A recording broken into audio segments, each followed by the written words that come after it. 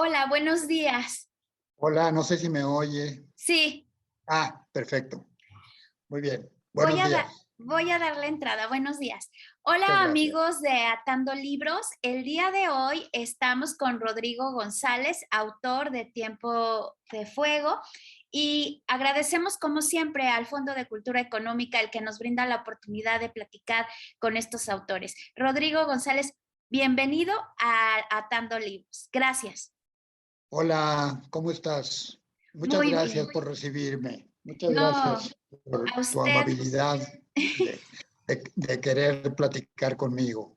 Estoy listo para oír tus preguntas. Perfecto.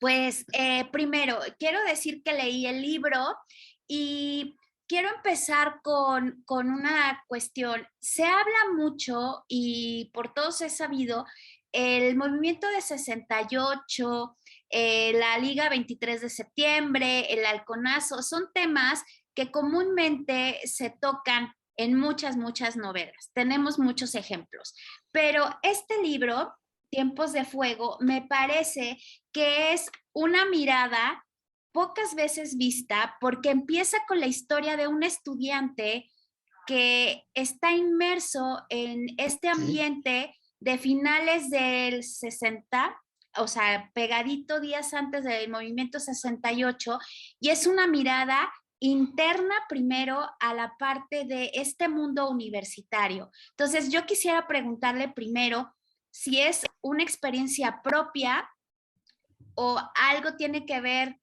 un poco con usted y se basó en algunos datos. Muy buena pregunta.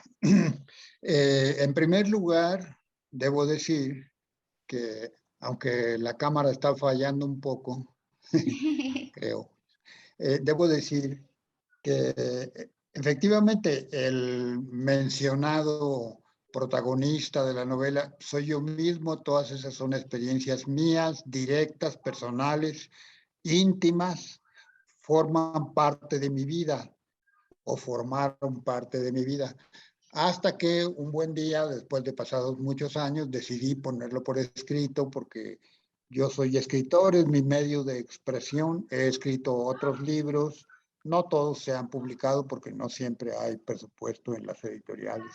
Ahora las editoriales le cobran a uno por querer publicar, entonces no es nada fácil, a menos que sea uno un consagrado, no sé, García Márquez, Octavio Paz, Carlos Fuentes, eh, Carlos Monsiváis, Elena Poniatowska. Cuando uno no se llama de esa manera, tiene ciertas dificultades, porque en la época en que ellos empezaron a publicar, existía un gran movimiento editorial en México y era factible plantearse eso.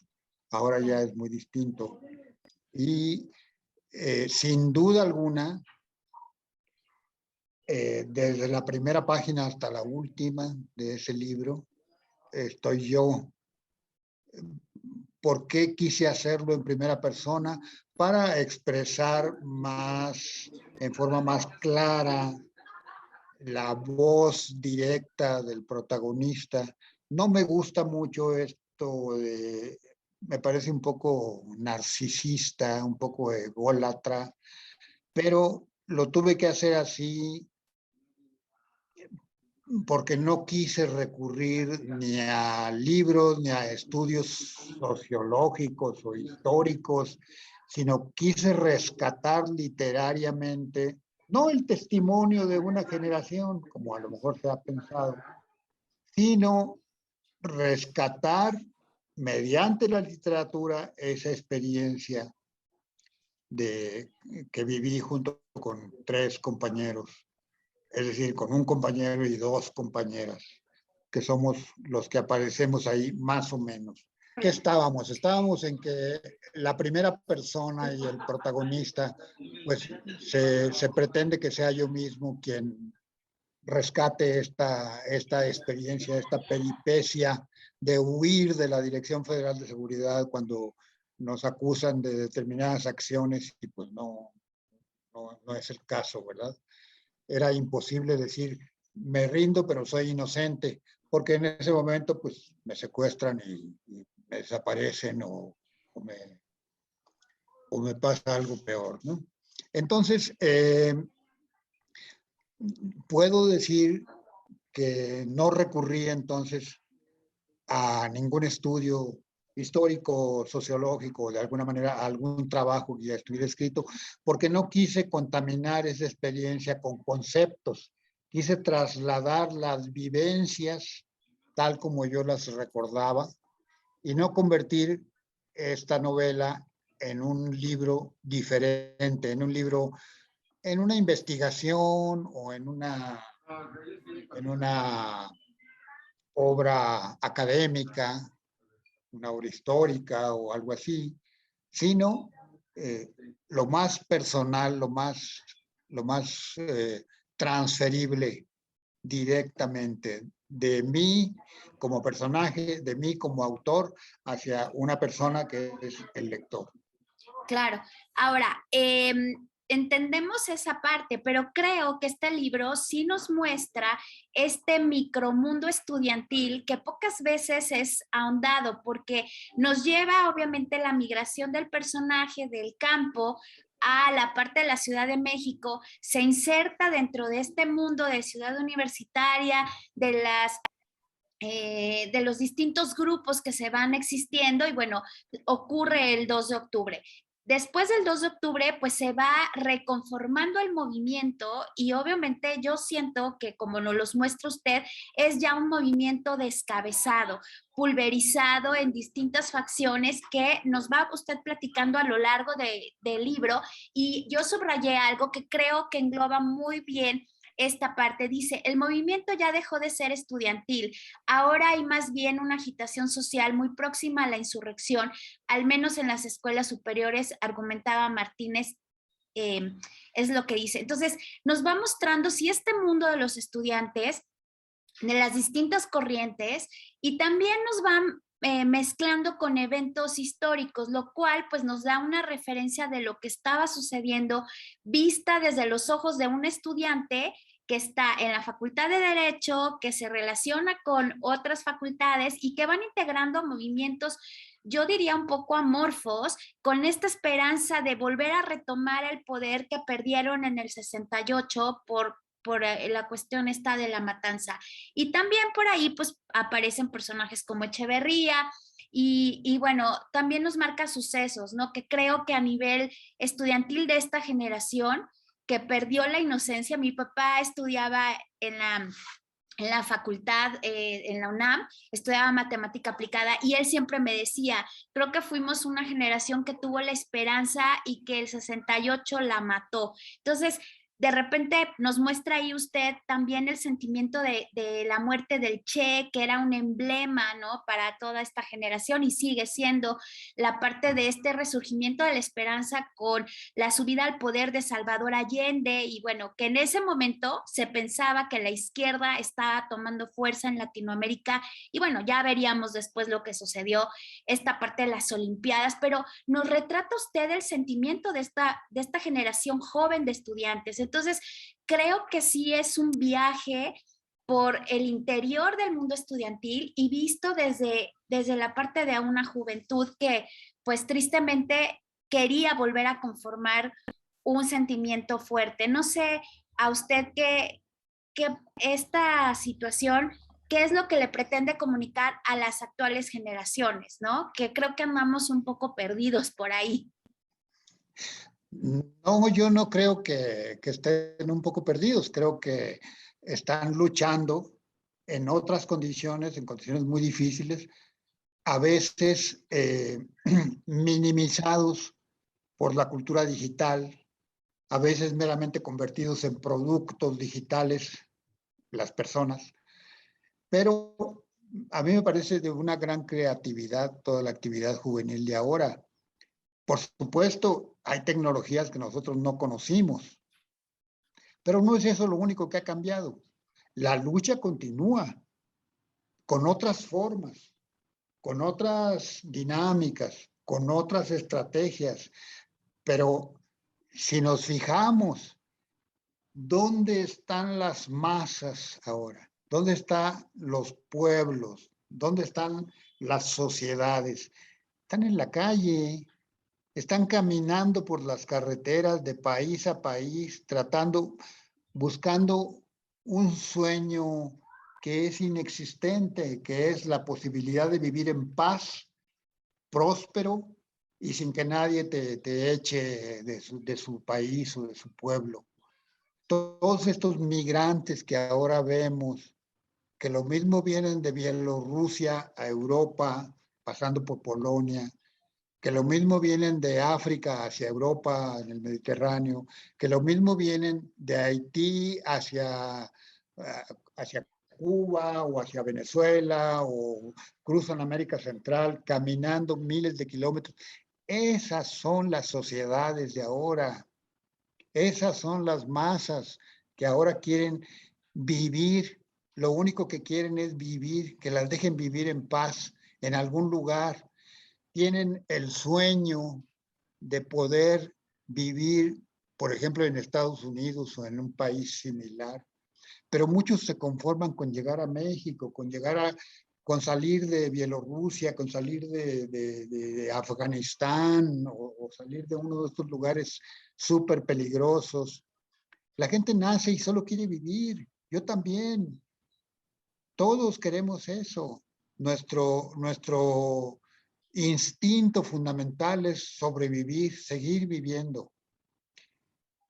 Si los sistemas de gobierno actuales o los sistemas económicos y políticos actuales no garantizan la sobrevivencia, la salud, la alimentación, el refugio, aunque sea temporal, de una vivienda, estamos en riesgo de nuevo, todos, no solamente los que vivimos aquí o en estos países más o menos estables, sino también las personas que están migrando.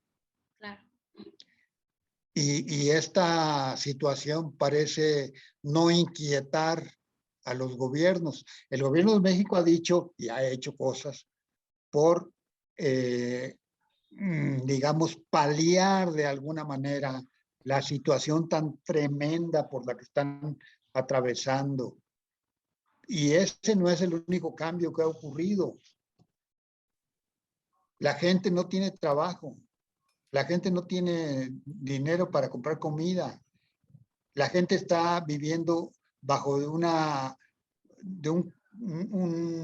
domo infectado con una enfermedad mortal que es el COVID.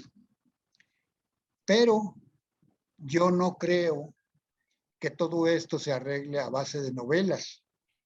Yo publico esta novela porque soy escritor, pero si fuera músico, a lo mejor habría hecho un poema dramático, una sinfonía, una cantata, no sé.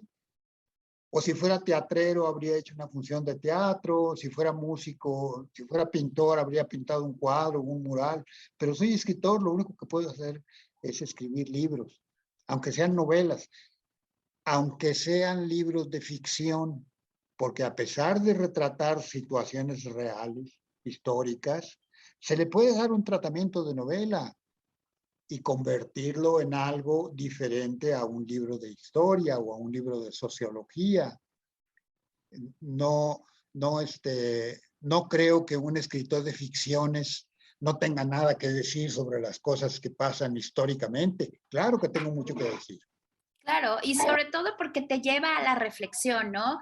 En Exacto. esta parte decía, las calles desbordaban de gente de organizaciones políticas, escuelas, facultades, universidades, todos bajo las banderas con coros y lanzaban consignas y hacían presentes a sus grupos en un clima desbordado de fiesta callejera. Yo me refería a esta parte de activismo, entiendo que obviamente la gente sale a las calles, tanto en esa época que no estaban visto y que de repente la sociedad mexicana se une porque había muchas causas que eran necesario expresar, ¿no? Pero me refería a este activismo que de repente es de pantalla, opino, estoy de acuerdo, vamos en contra, pero nos quedamos en la pantalla. Y este libro realmente nos hace reflexionar de todo lo que trajo el 68, pero desde la mirada de un estudiante que va viendo que por un lado, bueno, pues tiene que seguir tratando de subsistir, de ir a la escuela, de tener una vida normal, pero también forma parte del mismo sistema que se está pues desquebrajando, ¿no? Que hay una ruptura ahí y donde ellos también están buscando pues nuevas formas de cambio, ¿no? En las primaveras del 68, pues obviamente en México la vivimos, tristemente pues el sistema supo darle pues quietud, pero al final lo único que hizo es que pulverizó en muchos grupos que se dividieron, ahí usted nos menciona, ¿no? Los trotskistas, los guevaristas, y se va Porque diseminando, ¿no? la historia de la izquierda está llena de esas divisiones. En cuanto surge alguien que se declara de izquierda, hay alguien que le discute que esa no es la forma correcta, sino que la otra es la correcta. La izquierda, y esto no solo en México, pues está y ha vivido siempre pulverizada, no logran ponerse de acuerdo, ¿no? ¿Por qué? Pues porque todo es materia de discusión y porque el que gana la discusión tiene el poder, ¿no? Claro. Pero esta cámara está muy inestable. Todos estos acontecimientos no son ajenos a la gente de los gremios artísticos, o más bien, la gente artista no es ajena a la sociedad en que vive, no puede serlo, forma parte, y como tal sufre las consecuencias que los demás sufren también, sea músico, pintor, escritor o bailarín. ¿Por qué? Porque es un sujeto, es un ciudadano que necesita un lugar para vivir, necesita alimentarse, necesita prepararse, necesita ropa, transporte, etcétera. Necesita solventar sus necesidades cotidianas. Y uno procura solventarlas realizando la actividad que más le gusta. Yo no me voy a contratar como carpintero en primer lugar porque sería un pésimo carpintero, pero escritor, pues no soy tan malo, me dedico a eso. Eso es todo, esa es la dinámica individual de inserción en la vida productiva. Claro. ¿No? Ojalá logre hacerla más productiva escribiendo novelas, escribiendo cuentos, escribiendo crónicas, escribiendo poemas, que es eso lo que me gusta. Claro, y como bien decía, bueno, aquí también nos muestra pues todas las vinculaciones, toda la gente que está relacionada a este submovimiento, nos habla del halconazo, nos habla pues ya de todos estos grupos y de la gente vinculada. Y por ahí menciona también que si el personaje hablara de todo lo que él conoce, de las alianzas, de los grupos, de los subgrupos, y fuera la policía, ya desde cuándo se hubieran acabado. Entonces, realmente sí la novela nos está mostrando pues el otro lado, el lado B, el que no siempre se lee en los libros, ni en novelas, ni temas relacionados pues con el 68, con el halconazo y pues con el gobierno obviamente tristemente célebre de Díaz Ordaz y luego de Echeverría. Y nos retrata también una época que bueno, a mí sí me tocó vivir en los 70 porque yo nací en el 70 y nos habla de los cigarros Raleigh y nos habla de los cines, nos habla de esa vida cotidiana de ese México que tristemente pues ya no existe. Ya pasó.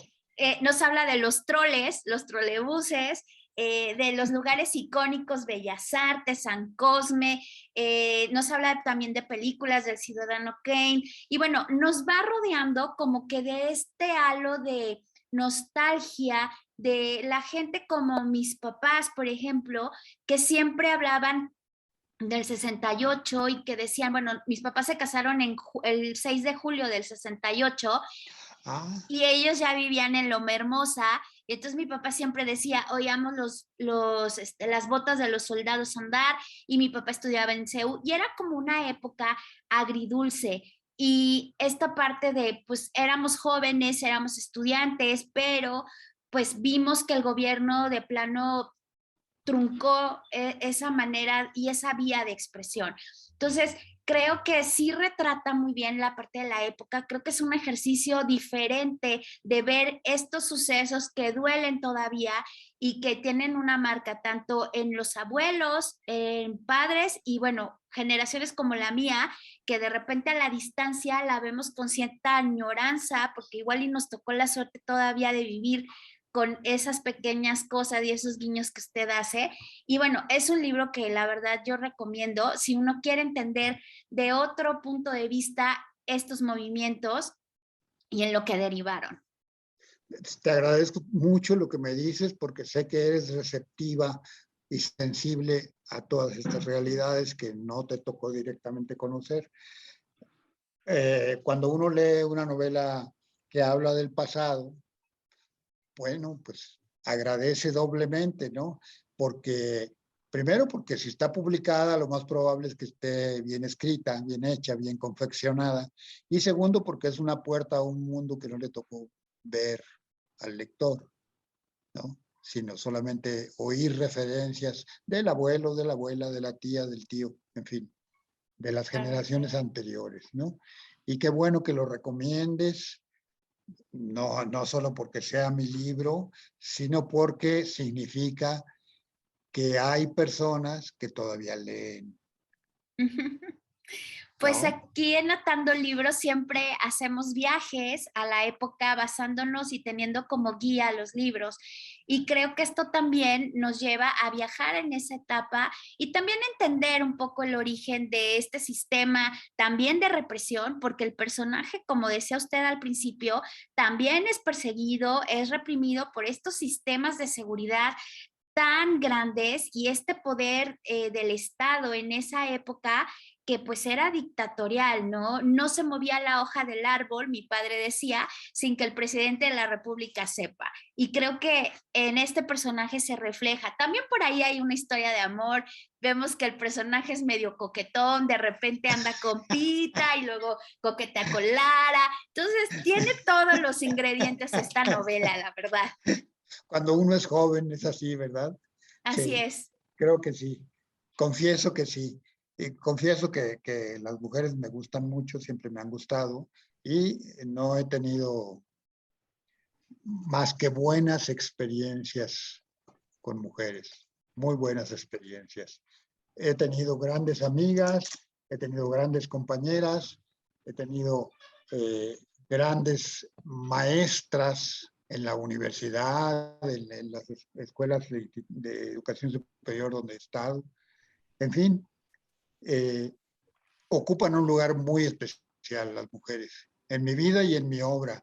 Si acaso se filtra por ahí una eh, escena o algo así en que yo ande, como dices, de coqueto, pues no soy el único, ¿verdad? Claro, claro, claro. No soy el único. No, pues bueno, pues yo quisiera agradecerle el tiempo que ha tenido para Atando Libros para poder charlar acerca de su novela. Quisiera tomarme una foto con usted y el libro, que aquí lo tengo en físico, ¿Y cómo le y haríamos para la foto? así, así la tomo yo.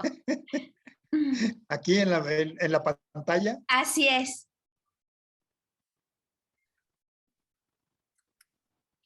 Listo. ¿Ya Y está la foto? claro, ya, listo. Ah, no supe ni cómo le hiciste. Así es, captura de pantalla. Ah, Entonces, captura de bueno, pantalla. pues les recomiendo este libro, Tiempos de Fuego, de Rodrigo González. Y bueno, gracias. Que se consigue muy fácilmente en las librerías del Fondo de Cultura Económica, está Claro, muy barato, claro. 99 pesos, no es ningún sacrificio y les va a proporcionar un rato de lectura, un rato de buena lectura. Claro, pertenece a la colección popular, tiene 237 páginas y también si lo piden en línea se los mandan a domicilio. Entonces, bueno, como siempre quiero agradecer al Fondo de Cultura Económica, de veras, gracias Rodrigo González por esta charla tan amena. Y bueno, yo soy Angélica Valdés, esto es Atando Libros y nos estamos viendo en la próxima.